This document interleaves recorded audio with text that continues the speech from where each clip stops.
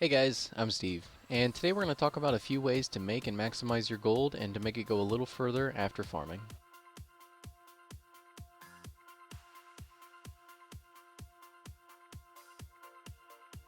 At the beginning of my gold guides, I talk about what professions work hand in hand with the farming spot, usually tailoring and jewel crafting, but it goes further than that. Having access to more professions will give you more choice in what to do with the materials you farm.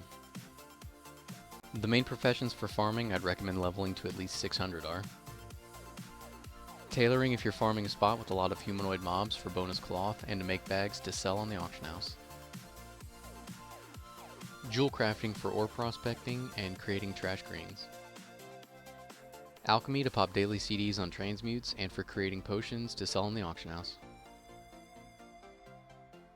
Enchanting to disenchant greens into dust and for creating raid quality enchants to sell in the auction house. Leatherworking to create trash greens with excess leather.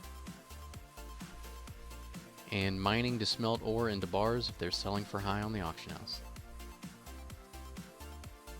It might seem like a lot to level all at once, but you're really selling yourself short if you don't have at least one or two of these professions maxed out.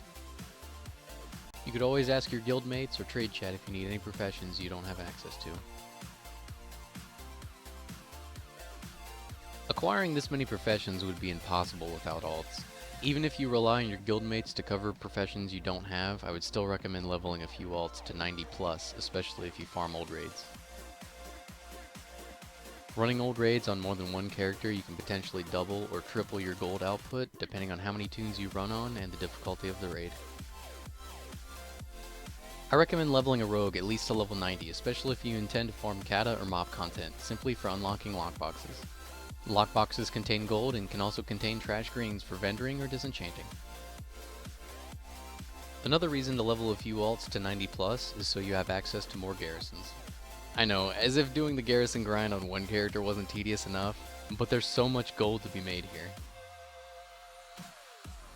Between the extra gold follower missions and the extra work orders that come from alt garrisons, it really is a must if you want to make some extra gold.